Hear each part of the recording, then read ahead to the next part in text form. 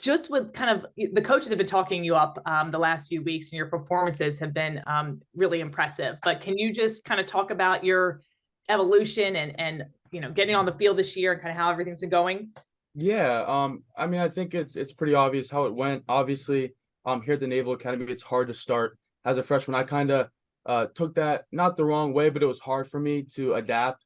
Obviously, everyone here playing football at the academy, they're used to playing 3-4 years in high school, so it was kind of hard to adapt to that adjustment, kind of being on the sidelines. I was lucky enough to travel, and I don't take that for granted. So, I think that was a good experience, more than most freshmen at the time. But then, obviously, throughout freshman year, throughout plebe year, I knew that when spring ball came, that was my time to shine. That's when, I was getting decent reps, with the ones and twos. That's when I could stand out from the rest. And, I think from what I've heard from the coaches, I really, took advantage of those reps and those moments in the spring. And then obviously fall camp was huge. I was placed in second on the depth chart. So I knew I didn't want to, say I had the position. Obviously second on the depth chart, I knew I was getting reps, but I wanted to make sure that, I could either get to one or, hold my place in two. And, I just came to work every day. Made sure I knew what I was doing on offense, made sure I was hustling around. And, I think that the evolution was, it was pretty important for me because, coming into spring, I was 7th on the depth chart, 6th or 7th on the depth chart. So it was pretty, it was pretty convincing that, I was ready for the position, and I knew the coaches saw that as well. Awesome. Thank you. Bill Wagner, Annapolis Capital. Hey, Alex. I was going to the last year, how did you treat that? You played in junior varsity games. You're on the scout team. What did you do to try to improve yourself, to set yourself up for, to compete for the job when you did get a chance in the spring? Yeah, I went about it the right way. I think, it was an easy option to kind of get down about it, kind of complain, ask why, ask questions, ask coaches why, I wasn't getting reps on varsity, or, I wasn't over on the travel team. So I kind of just, so there's nothing I can do about it. And I went to work on scout team. I hustled my butt off every rep I could. Obviously there was limited reps in scout team. And then when spring came, I was, like I said, I was 6, 7 on the depth chart. So I was like, I really got to make a name for myself. So, every rep I could get, I went 100%. And I think the coaches saw that. Well, obviously the other night we saw your speed. I was kind of surprised in looking at your bio from Mount Lebanon. You did not run track. Just played football and lacrosse. Is that correct? That's correct. Yes. So kind of where's the speed come from? How did you develop that? Where do you think that came from? Yeah, I mean, I never was the fastest guy in high school. Obviously, speed's a huge thing for recruiting. The 40-yard dash is huge. I never had like a substantial 40-yard time, maybe 4.5s, maybe a high 4.4 at best if I had a good day. So I definitely, give all the credit to Coach K. He, brought in this new technology. I never used a catapult before in my life. And I think that helped with, the time sprints we did. He brought out the laser time too. And I think just like the stuff we did in the weight room and the explosive workouts on the field. And I think, I already feel fast from last year. It's been, not even a year since Coach K's staff been, working with us. So I think, I'd like to give the credit to him. He's definitely brought a lot of new stuff into the, equipment room and weight room and stuff like that. So I definitely, the stuff we've been doing with him has been a huge help for sure. So what type of system were you in at Mount Lebanon? Were you a tailback in a traditional I formation? I mean, I'm just curious, you're not, the old Navy fullbacks were 250. Things have evolved a little bit now, and they're now got a, you're what, 195? I don't know what you're checking in at today, but kind of talk about what you did in high school and how that translated to becoming a fullback in Navy system. Yeah, and I always tell people this. I came from a college spread. So my coach coached at Buffalo, my high school coordinator. And and he ran the college spread. It was we were an empty gun. I haven't been in a 3-point stance since second grade when I played center. And I think so it's kind of funny. And I think that's a big reason why I was so uncomfortable freshman years, because I'd never been down in that position. I'd never been so close to the quarterback. So, 50% of the snaps in high school, I was in slot. Like we would motion out, we'd run empty, jet sweeps with me. I'd be at Wildcat. So it was definitely an interesting turnaround to college. And even talking to my coaches, they were worried about, me fitting into the Navy offense. They knew they were recruiting me for B-back. Obviously it's a different position than I played in high school. So it was definitely a shift for sure. Last one for me before I pass it off to someone else. You and Eli, a package deal coming to Navy. How did that work out? Yeah, it was interesting. So I had gotten offered probably a month or two before him. He went to a camp to get an offer. And at the time that was his best. So he committed, I think like a month or two before senior year. And I was really interested in Navy, but I didn't know, the military aspect is huge and I didn't know about it and I wasn't certain. And so when he committed, I think it made it a little bit easier. But I waited till most of senior year. I think I told the coaches I committed, end of maybe November, December. And then I finally, announced it in January, February. So, he likes to take the credit for me committing. I think it's funny. He always says like, you would have never came here if I didn't commit, and maybe that's true. I don't know. I think it made it a little bit easier. I know it's a tough school and dealing with plebe summer and all the military aspects. I think, that makes it a little bit easier having someone to, talk to and go to with your problems. And I think, it made it a little bit more comfortable for me, but I think, I wouldn't change it for the world. I don't think, I made the wrong decision at all. I think, I would have ended up here whether he committed or not. But like I said, he likes to take the credit. And I'd say it definitely helped the decision for sure. Let's go to Scott Wyckoff, WBAL Radio. Hey, Alex, could you talk me through the touchdown run against Memphis, what the call was, what you saw when you're in the backfield, and then how it went once you were going down the sidelines and then cut into the end zone? Yeah, honestly, it's kind of like a fever. I don't even remember it really. That game was just I was just like in awe the whole time.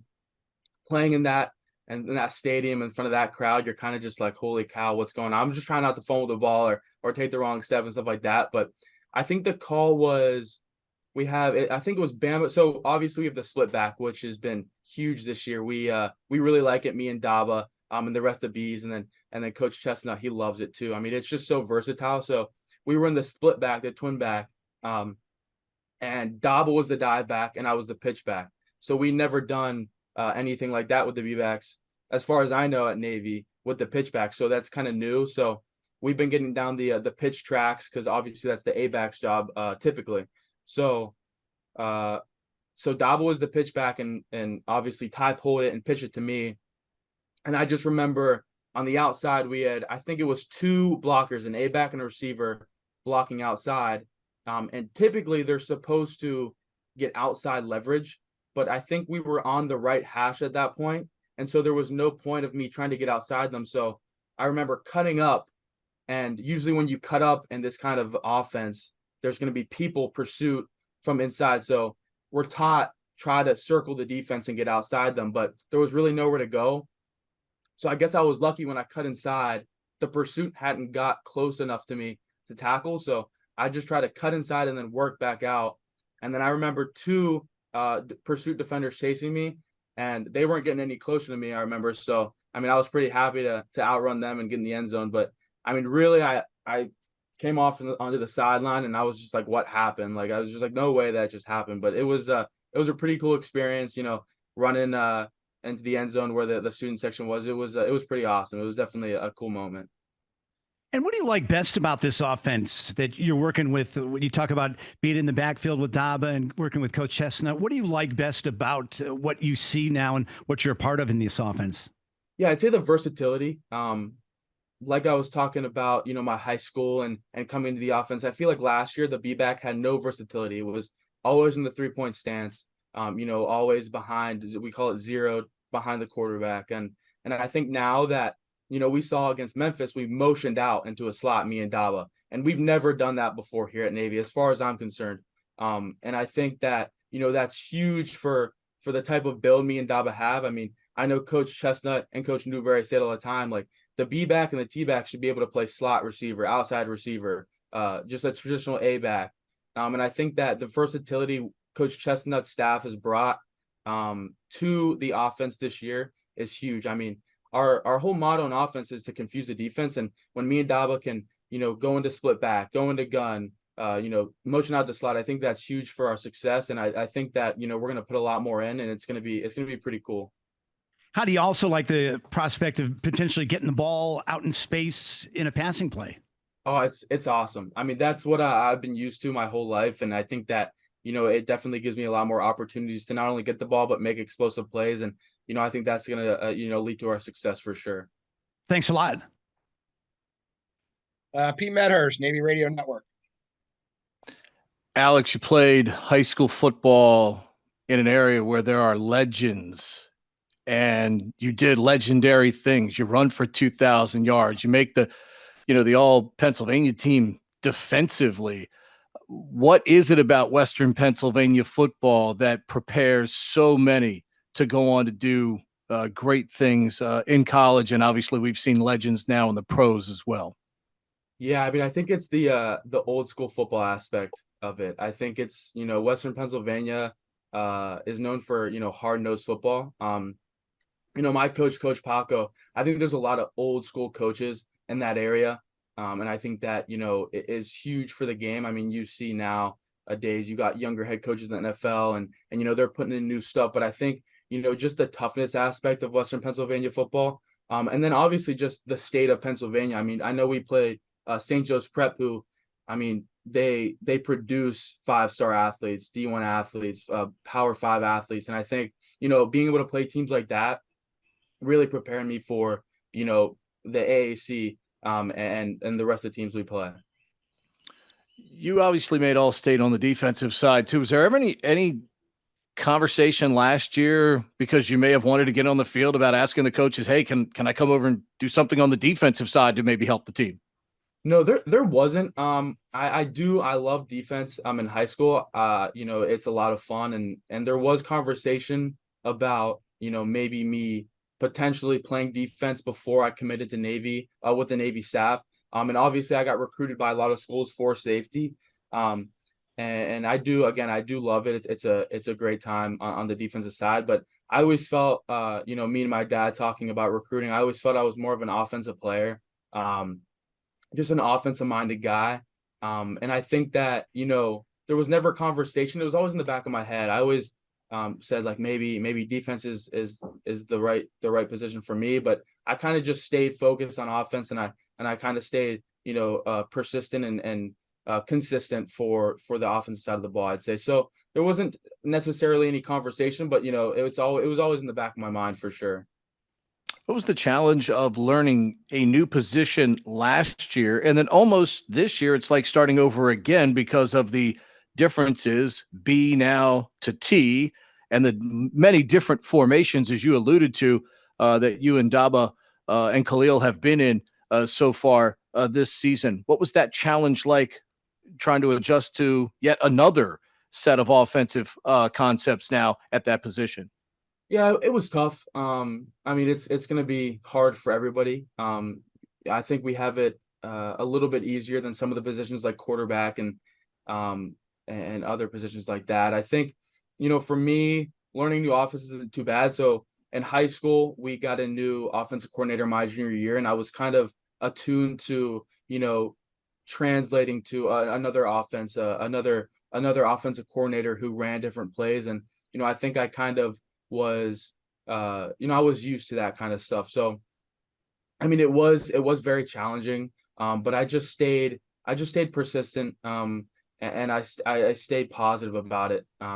We put in a lot of plays. We're still putting in plays. And I think the worst thing you can do is kind of get down on yourself and, maybe worry about it a little too much. And I think that can be a bad thing for sure. So I think just staying positive about it. Me and Daba, we worked together. We asked questions. So I think it definitely was a challenge, but I mean, it's a good time. Like I love, learning new plays. When we put in that split back, me and Daba, our eyes shot wide open. It's exciting stuff. And they're doing a good job at, making plays for the players that we have on the field. They're trying to get, our players the ball. And I think it's a good thing. And I mean, it is hard, but it's a lot of fun. I mean, it's part of football. So. Thank you. Western PA is a darn good baseball area too. Stan Musial, King Griffey come to mind. She and Birch. You mentioned a couple minutes ago that you weren't sure about the military commitment. So what kind of were those deciding factors that you realized that you did want to go to Naval Academy? Yeah, I have a lot of family in the military. My uncle, he was a nuke on a sub. My pap was in the military. He was in the state police for a while, so he had a military occupation before that. And then my dad's dad, so my grandpa on my dad's side, he was in the Air Force. So I had a lot. And then my cousin's actually, he was stationed in Germany not too long ago. He's in the Air Force as well.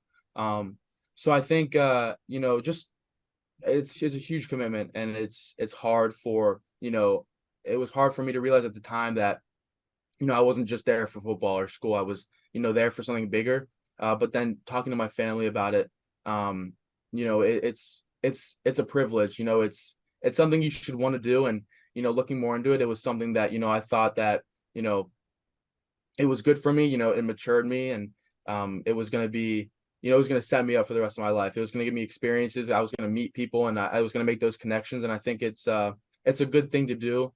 Obviously. And so, after talking about it with, my family, it definitely wasn't a hard decision. I was definitely up for the commitment. Were any of those people in your family, did any of them go to any of the academies or just were in the military? No, they were just all in the military. Awesome. Thank you. That's good for me. Wags. Well, I guess another reason you came down to Annapolis to be closer to your favorite team, the Baltimore Ravens, right? Oh geez. No. But hey, it's we'll see. The Steelers got the big win last night, so we'll see. Big win. Well, it was a big win for us. Our offense has got to get going though. They do. They really do. So you're not a finished product. What do you feel like you need to still work on when you talk to the coaches? When you speak to your fullbacks coach, what do they tell you need to improve upon still? Yeah, I mean, you can always improve your game. I'd say the biggest thing for me is just to put on a couple pounds. I do think my speed and my quickness is probably the best thing I've got on the other Bs and the other players we play against. Obviously, we've said a lot. It's not traditional for a B back to be like 195, 200 pounds. But I think that's where I can excel. I can excel with my speed and quickness. But putting on a couple pounds, definitely just for longevity during the season. Obviously for strength wise, you can always get stronger. So, and I know Coach K and the staff they're going to take care of that. And I just really learning football more. I was, could get away in high school with just, my talent. I think, learning the game a little more. And I think just ever since being here, it's different in meetings. High school meetings were a lot different than college meetings. And I think just like learning the game a little more, reading defenses better, reading blocks, kind of trying to figure out what the defense is going to do before the snap. I think that's definitely a point of emphasis that I'd like to get a little bit better at. So just probably those two things, definitely knowledge of the game and definitely just get stronger. So what do you think's a good target weight? Maybe not this year, but when you have a full all season to prepare for 2024. Yeah. So before the season, they wanted me at 205. And I got up there before the season. Obviously, it's hard to, train and eat a lot during the season. So I dropped a couple of pounds from 205, but I think 208, 210 would be good if I can keep my speed. Obviously, it might be a little bit uncomfortable at first, but if I lift enough and eat right, I think 208, 210 would be a good weight. And I think, if I can keep my speed, it'd be pretty dangerous. So obviously you mentioned not having operated with your hand in the dirt close to the quarterback. What about learning how to see the hole? I mean, that's one of the things when I talk to Navy fullbacks who weren't really in this type of system in high school, they say being able to quickly identify the hole where your blocks are and being able to make the cuts up in, inside in tight between the tackles is difficult. You had one run against Memphis that was an inside run that you broke for a pretty big gain. And, that was, you spotted the hole and you hit it. But can you talk about that? Has that been an adjustment, Alex?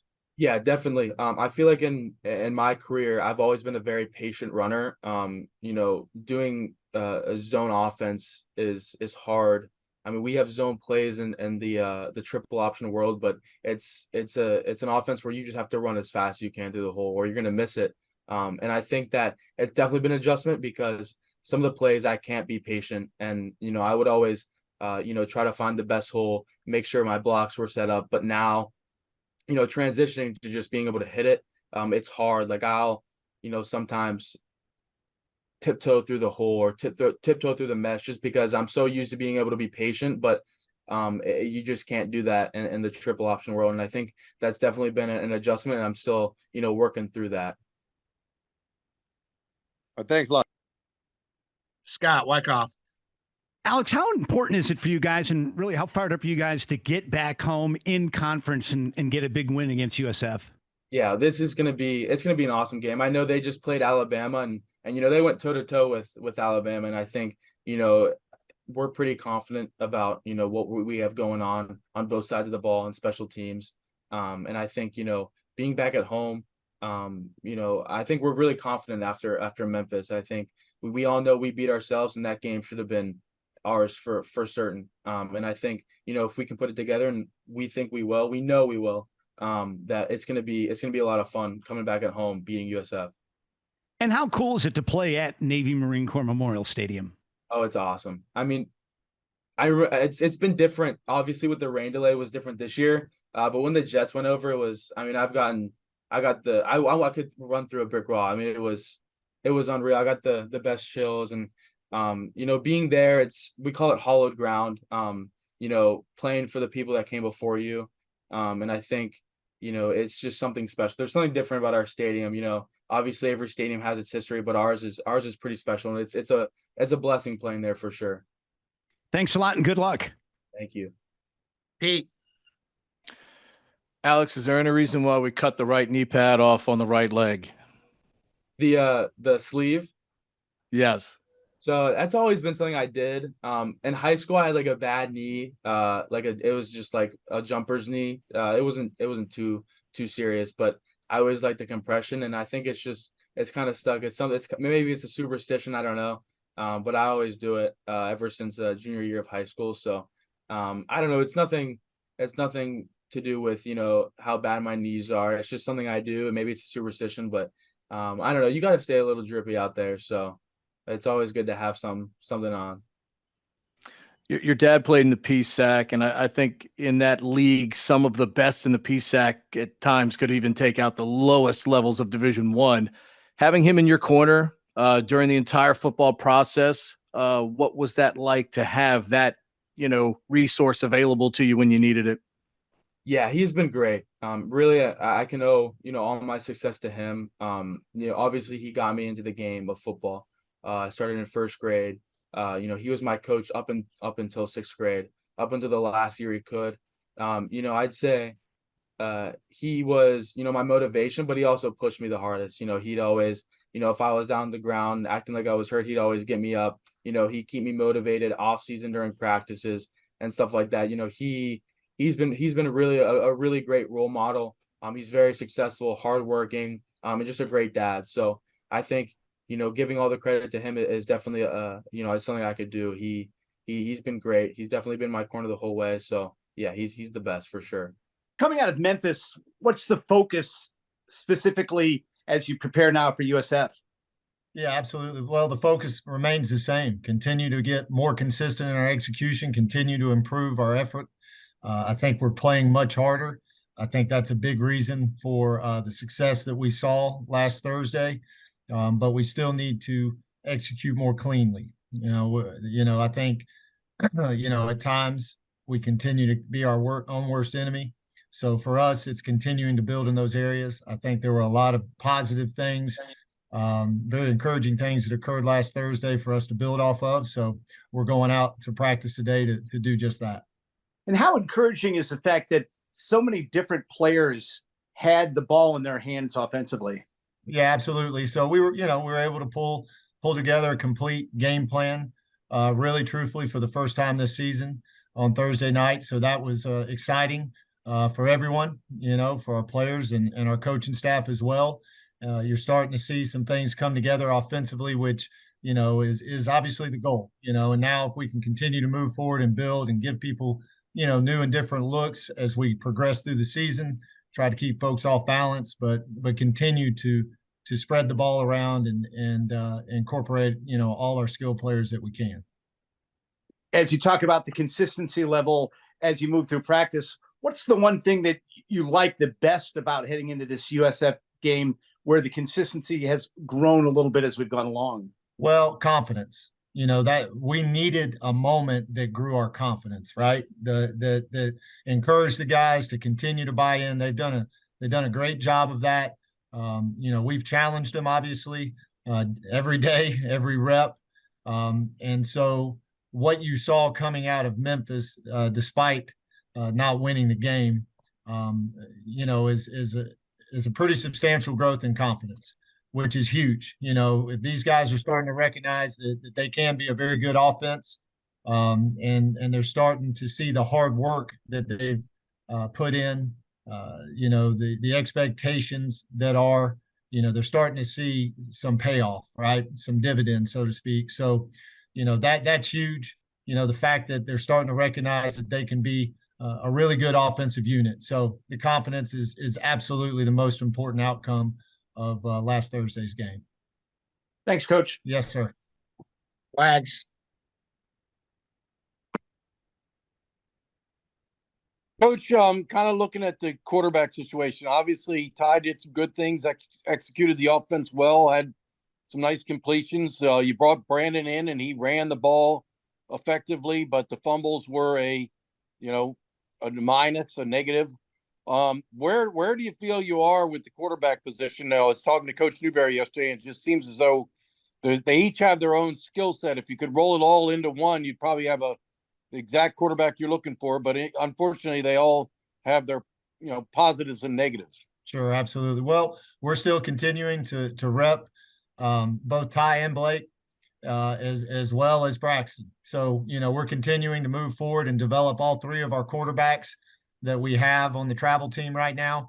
We're hopeful that each of the three or all three of them will continue to progress so that we can use all three of them to help our offense be successful. So, moving forward, we're continuing to work to improve, at the quarterback spot as we are at all our positions on offense right now. And, I feel confident that we will. How'd you feel the offensive line played on Thursday night? Much better. That group really, candidly, might be the most improved group from game one to this point. And it's because they continue to embrace playing harder. There's still a lot of things, obviously, that we need to improve on as far as executing blocks and finishing blocks. But the most encouraging thing is, again, they're playing harder and their confidence is growing. So that's been really encouraging, and you can see the demeanor in the room is heading in the right direction. They understand the amount of improvement that they're making, and I think they're feeding off it right now. You feel you found the right combination with Boughton and Cummings moving into the starting lineup? Yeah, I think, we want to continue to grow depth, and continue to create competition. Competition's a great motivator. So the more guys that we can have, that we can rep, that we can play in games, the better off we're going to be, for a number of reasons. So, right now we're continuing to challenge and continuing to create competition everywhere we can. So guys continue to move forward and grow and get better. One of the things we were talking about on the Navy football podcast was the future of the slots. Do you envision going forward that there'll just be a Navy running back who's capable of playing either in the backfield behind the quarterback or in a slot role or in lining up as a slot receiver? Do you envision recruiting more of a one size fits all purpose running back? Well, there's a place for that guy as well as our slots, and the way, and we've discussed this going back, a couple months ago, in one of our Zoom calls, the evolution of what we're looking for from a recruiting profile standpoint.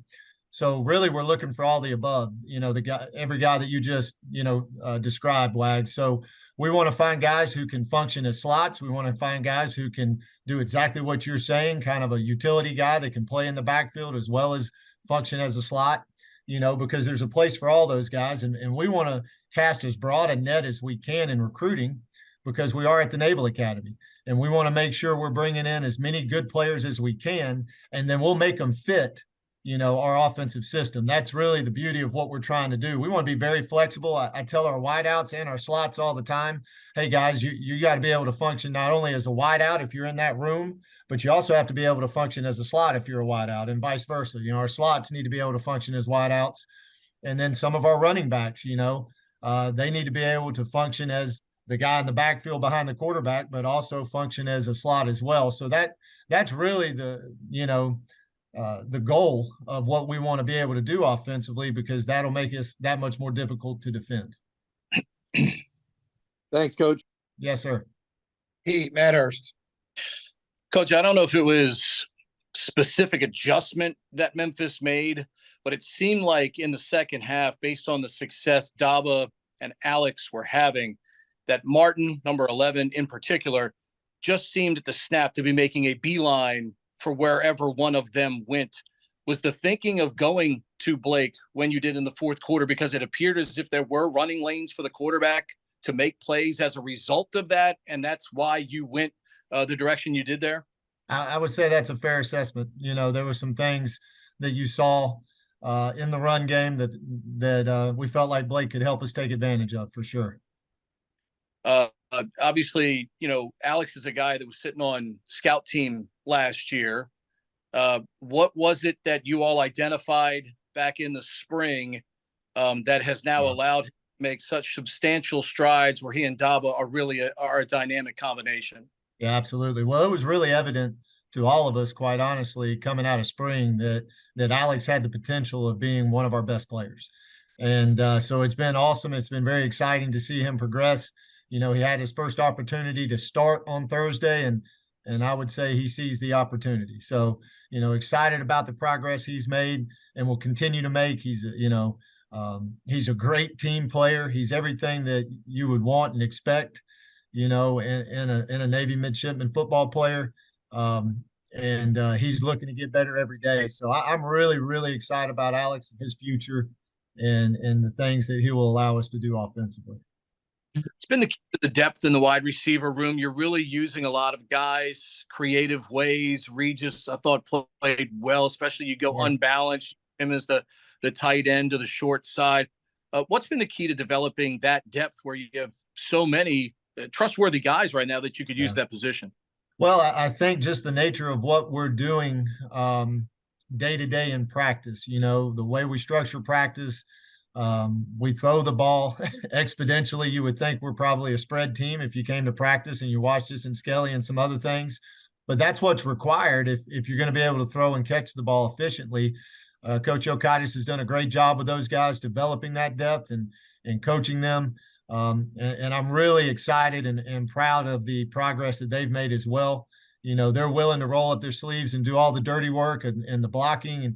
And now they've grown.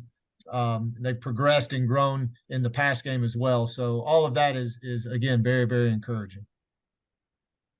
Thank you, sir. Yes, sir. All right, we'll make one more trip around. Scott Wyckoff. Coach, did you have any takeaways from the first bye with having the second bye now, that things that worked or maybe didn't work that you're going to maybe look at doing in this week? Well, yeah, I think, you're always assessing where you're at, right? What's our immediate situation and what do we need to do to positively impact that to get better? And so, we absolutely looked at it that way in the first bye week. We're again doing that this week. But again, I think, the bye weeks allow you to really step back in some ways, focus on, all right, here are some things that we have to fix immediately. And you go at those things. So what I've asked our offensive staff to do is, we have points of emphasis this week. And so when you walk in every meeting room today, those points of emphasis for today are on the board, right? Just like a teacher in a classroom. We've got our classroom agenda up, and hey, men, these are the things we're focusing on today. Here's how we're going to go work on that in our indie periods with our fundamentals. And then here's how that's going to translate into our unit periods. And so we're being very systematic and poignant about the things that we're attacking. And then also we're trying to evolve with some schematics. We're trying to add new things that we're working on that we can carry and build in towards the next few games moving forward. What role will Lyrion play for you now, assisting your staff? Well, it's incredibly unfortunate, the circumstance, and you can't replace Lyrion. The number of games that he's played, the quality of football player he was, and then most importantly, he's a captain for a reason. He's an incredible leader.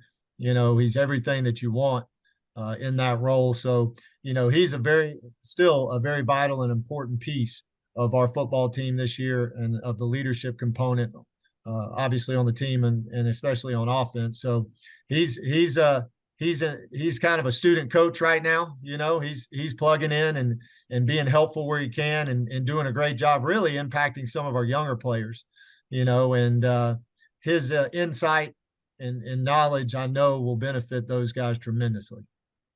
Thank you. Yes, sir. Flags. I know it's a really small play within the game, but it has kind of some serious meaning.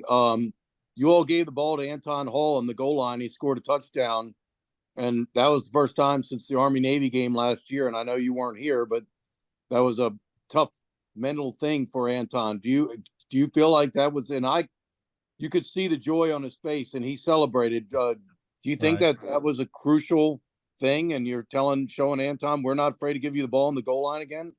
Well, Wags, I have 1,000% confidence in Anton, and he's one of those guys that has improved tremendously over the last few weeks, and he's earned it. And I'll be quite honest with you, I had that thought has not crossed my mind since I've taken this job. I've given every guy an opportunity. I told the guys from day one back in January, everyone here has a clean slate. So it's your, men, it's your opportunity, to prove yourself and show what your value is to our team. So I'm ecstatic for Anton, now that you brought that up, that was a big moment. But at the time we were just excited that we scored a touchdown and finished a drive like we needed to. And his, and his celebration, I'll tell you a backstory, something that came up on the touchdown pass down there. And, he came off the sideline after that play because we had made a point of emphasis doing a better job of our fakes, playing without the ball. And so if you go back and you look at that play, Anton did a tremendous job of faking, and he took 3 defenders with him. So part of the reason that pass was wide open was because Anton did such a great job playing without the football. And as soon as he got to the sideline after that touchdown, he went to Coach Williams and said, "Coach, I took 3 with him. I took 3 with me, rather." So he was as fired up about that as he was about his touchdown. So that speaks volumes for who I think Anton is and who he is, and speaks volumes for where these guys are heading and their buy-in and belief in our system and what we're working towards. Well, kind of on that note, Regis Velez is a guy who, has always looked the part. He has physical ability, but for whatever reason, it's never really happened for him. He hasn't done much. I mean, that was a huge play for him, and it's nice to know that you got another receiver who can make plays, right? Absolutely. No question. You can't have enough guys who can run and catch and help your football team. So we're excited about Regis and his progress. And again, he's another one of these guys that I've talked about several in our conversation this afternoon, guys that are working their tails off and buying in. And, and it's awesome to see him be rewarded with some success. So obviously, Thursday night, we saw a lot of the new concepts that you've installed, but I kind of opined in my column that we probably haven't seen, anywhere near the full package. Would that be accurate? That's accurate. We need to continue growing. We need to continue to keep people off balance. in all ways that we can to gain an advantage. So, I know our guys are excited. You can feel it. I walked into our offensive unit meeting yesterday, and you can just feel the energy in the room, and it's genuine. And that's really exciting, really encouraging. But we also, all of us, to a man, recognize that there's still a lot left on the table from an improvement standpoint, from an offensive, schematic standpoint, and we can't let up. We can't flinch. We have to continue to attack every day, being incredibly intentional about everything we do, every rep, everything that we're doing as we move forward. But it is, obviously encouraging where we're at right now and seeing the progress. But our goal is to win football games, and nobody has lost sight of that. Thanks, Coach. Yes, sir. On a side note, that was Regis's first career catch as well. Yeah. Pete Medhurst. Coach, you and Ivan have coached hundreds of players by now in your career at the quarterback spot. How much right now is you and Ivan knowing where that line is so you don't defeat Blake mentally for what occurred on Saturday, so he stays playing with the edge that gives you what you're looking for in that run portion of the offense? Absolutely. So, we've said from the very first practice back in the spring, the most important play is the next play. And that's all you can worry about. You have to move on. You sell it, you're never too high, never too low. You celebrate success in the moment, and then you move on. If something doesn't go your way, you move on. The most important play is the next play. And we have to have that mentality. And that's the mentality that I know Blake has. As you continue to point out the positives and the things that you're doing well, to any player, here's what we're doing well. Here's the areas that we need to continue to improve in.